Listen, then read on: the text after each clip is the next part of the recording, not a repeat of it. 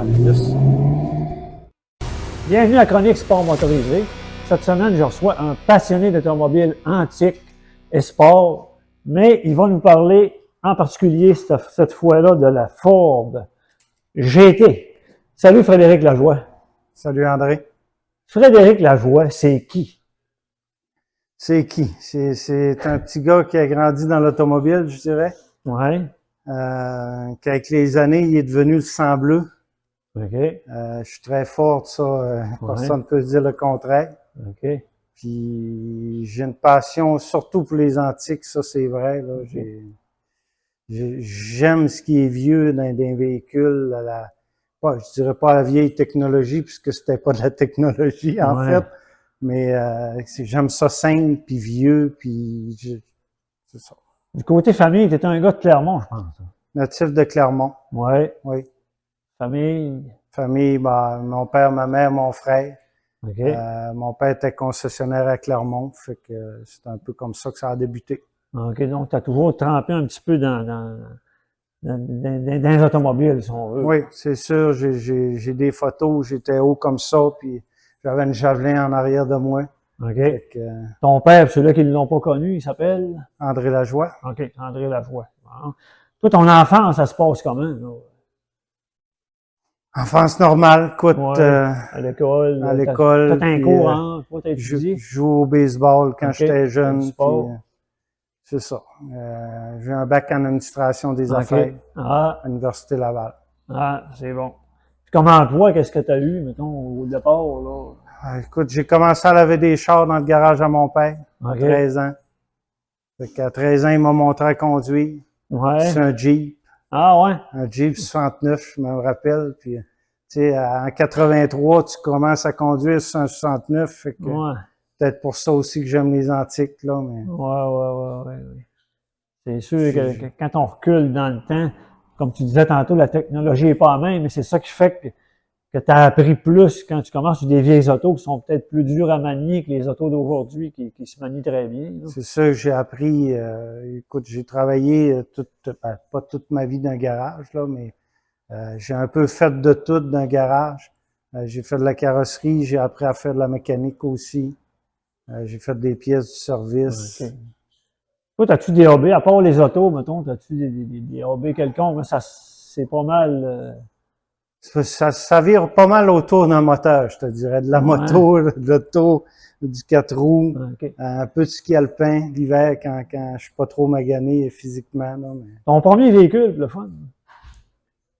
C'est un peu dur à dire parce que le premier qui m'était attitré à moi, un Tempo 84, ou un Topaz, c'était un Topaz 84, 5 vitesses à clutch. Mais j'ai eu un Ranger tout un été avant, l'ancien Ranger de la Donohue, il était orange. Simple cab, 2x4 que j'avais roulé un été avec. C'était un peu plus... Par la suite, c'est sûr que tu avais plus plus de changements de véhicule, jamais un petit peu le même véhicule. Là. Ouais, ben tu sais, mon père il changeait à peu près souvent, puis j'avais pas... tant que je suis pas parti à l'école à l'extérieur, j'avais pas de véhicule à moi. C'est pour ça le Topaz, c'est un peu mon premier véhicule, mais le premier que j'ai acheté à moi, c'est mon 53. Ah, OK. Qu'on va voir dans une prochaine émission. Peut-être. Là, tu parles de ton père. C'est une famille quand même d'entrepreneurs, la famille Lajoie. Ben, mon père avait le garage qu'il avait acheté en 68 avec mon grand-père. Qui était situé? Qui est situé à Clermont, la bâtisse jaune, je l'appelle de même, entre le IGA. Puis, mais, puis il avait acheté ça avec? Avec mon grand-père, en 68. Il était avec AMC Jeep dans le temps.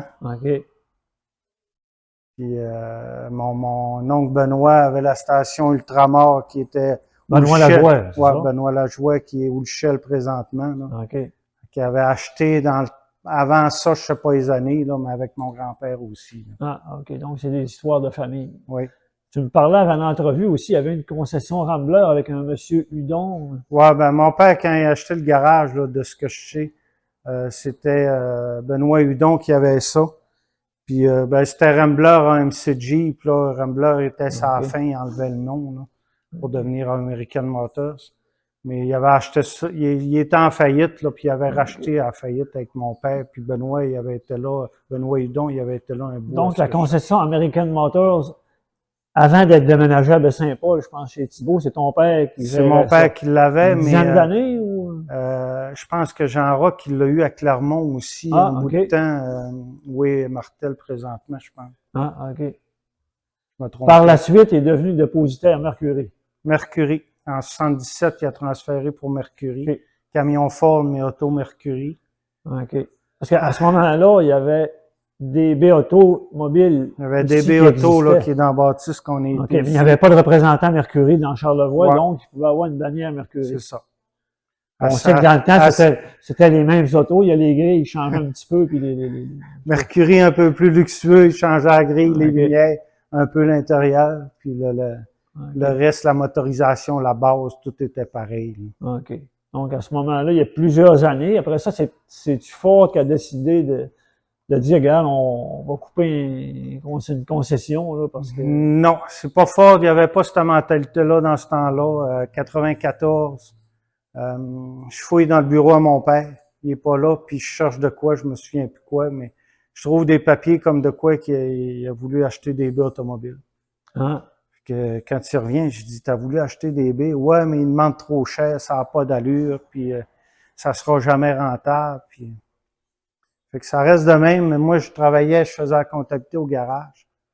Puis entre mes jobs, ben, je me mets à me faire une étude en disant, regarde tout ce que tu sauves, puis si on acheterait l'autre, comment ça serait? Fait que un jour, je mets ça sur son bureau, puis il part, puis il vient de l'acheter. Ah, ouais. Ça a été aussi simple que ça. Et sur le coup, ça paraissait cher. Ça paraissait cher. Tu avais étudié en finance, tu avais été capable de faire un calcul rentable. Puis il part avec ça, puis il vient négocier, M. Bilodeau. Ah. Mais ça est en 94, ça a pris un an. Ouais. Un an et un mois, jour pour jour, pour avoir la permission de Ford d'en avoir qu'un garage. Okay. À ce moment-là, c'était Ford Mercury. Oui.